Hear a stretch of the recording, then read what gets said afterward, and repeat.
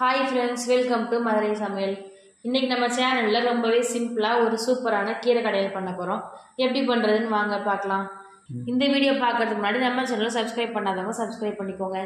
ஃபேஸ்புக்லேயும் நம்ம சேனலை ஃபாலோ பண்ணிக்கோங்க. வாங்க வீடியோக்குள்ளே போகலாம். கீரை கடையில் பண்ணுறதுக்கு நான் ஒரு கட்ட அளவு அரைக்கீரை எடுத்து இந்த மாதிரி க்ளீன் பண்ணி எடுத்து வச்சுக்கோங்க. இந்த கீரையை 2 தடவை நல்லா தண்ணி ஊற்றி வாஷ் பண்ணி எடுத்து வச்சுக்கோங்க. இன்றைக்கி நம்ம குக்கரில் தான் அரைக்கீரை கடையில் பண்ண போகிறோம். இப்போ அதுக்கு ஒரு குக்கரில் ஒரு 100 கிராம் அளவு பாசிப்பருப்பு எடுத்துக்கோங்க. நல்லா 2 தடவை வாஷ் பண்ணி எடுத்துக்கோங்க. பாசிப்பருப்பு நல்லா 2 தடவை கழுவிட்டு அடுப்பில் வச்சுக்கலாம். பருப்பு முங்குற அளவு தண்ணி சேர்த்துக்கோங்க. கூடவே 3 பச்சை மிளகாய் சேர்த்துக்கோங்க. அடுத்ததாக 10 பல் பூண்டு சேர்த்துக்கோங்க. 10 சின்ன வெங்காயம் சேர்த்துக்கோங்க. எப்பவுமே கீரை கடையிலுக்கு வந்து சின்ன வெங்காயம் சேர்த்திங்கன்னா தான் டேஸ்ட்டாக இருக்கும். அடுத்ததாக ஒரு தக்காளியை கட் பண்ணி சேர்த்துக்கோங்க. அடுத்ததாக 1/4 டீஸ்பூன் அளவு மஞ்சள் சேர்த்துக்கோங்க. இப்போ நல்லா தண்ணி கொதிச்சு வரட்டும். அதுக்கப்புறம் நம்ம கீரையை சேர்த்துக்கலாம். இப்போ நல்லா தண்ணி இதெல்லாம் கொதிச்சு வந்துருச்சு. இப்போ இதில் நம்ம கழுவி வச்சுருக்க கீரையை சேர்த்துக்கோங்க. குக்கரில் வந்து நம்ம ரொம்பவே சிம்பிளாக பண்ணிடலாம். இப்போ நம்ம குக்கரில் தான் வந்து வேக வைக்க போகிறோம். பருப்பையும் கீரையும் குக்கரில் வேக வச்சுக்கலாம். அதுக்கப்புறம் நம்ம எடுத்து கடைஞ்சிக்கலாம். ரொம்பவே இது சிம்பிளாக இருக்கும். இப்போ நம்ம கழுவி வச்சுருக்க எல்லா கீரையுமே சேர்த்துக்கோங்க. குக்கர் வந்து நிறைஞ்சிருக்க மாதிரி தான் இருக்கும்.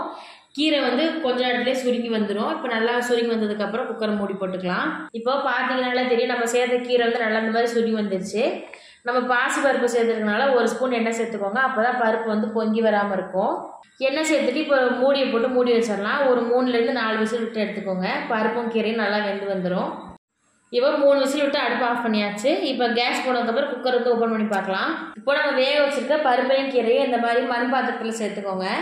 கீரை கடையிறதுக்குனே மண் பாத்திரம் இருக்கும். நம்ம அதில் சேர்த்து கடைஞ்சால் ரொம்பவே டேஸ்ட்டாக இருக்கும். இப்போ இதெல்லாத்தையும் இந்த மண் பாத்திரத்தில் சேர்த்து நல்லா கடைஞ்சி எடுத்துக்கலாம். இப்போ கூடவே கல் உப்பு சேர்த்து கடைஞ்சிக்கோங்க. இப்போமே கல் உப்பு சேர்த்து கீரை கடையும் போது ரொம்பவே ஈஸியாக கடைஞ்சிடலாம். இப்போ நல்லா கடைஞ்சி எடுத்துக்கோங்க. இப்போது பார்த்தீங்கனால தெரியும், நல்லா கீரை வந்து நல்லா இந்த அளவுக்கு கடைஞ்சி எடுத்தாச்சு. அடுத்து வந்து நம்ம தாளிப்புக்கு ரெடி பண்ணிக்கலாம். அதுக்கு அடுப்பில் ஒரு தாளிப்பு கரண்டி வச்சுக்கோங்க. இப்போது தாளிப்பு கரண்டியில் 1 ஸ்பூன் எண்ணெய் சேர்த்துக்கோங்க. எண்ணெய் சூடானது 1 டீஸ்பூன் சீரகம் சேர்த்துக்கோங்க. எப்பவுமே கீரை கடையில் வந்து ஜீரகம் வந்து இந்த மாதிரி எண்ணெயில் பொரிச்சு சேர்த்துக்கோங்க. நல்லா ஃப்ளேவராக இருக்கும். இப்போது ஜீரகம் நல்லா பொரிஞ்சதுக்கப்புறம் ஒரு 1/2 டீஸ்பூன் அளவு பெருங்காயத்தூள் சேர்த்துக்கோங்க. பெருங்காயத்தூள் சேர்த்துட்டு 2 குண்டு மிளகாய் சேர்த்துட்டு அடுப்பு ஆஃப் பண்ணிடலாம். தாளிப்பு ரெடி. இப்போ நம்ம தாளிச்சதை கீரையில் சேர்த்துக்கலாம். கீரையை சேர்த்துட்டு நல்லா கலந்து விட்டுக்கோங்க. இப்போ நம்ம தாளிச்சதை சேர்த்துட்டு கீரையை வந்து நல்லா கலந்து விட்டுக்கலாம். உங்களுக்கு பச்சை மிளகாய் காரம் மட்டுமே போதும்னா சும்மா கலந்து விட்டிங்கன்னா போதும்.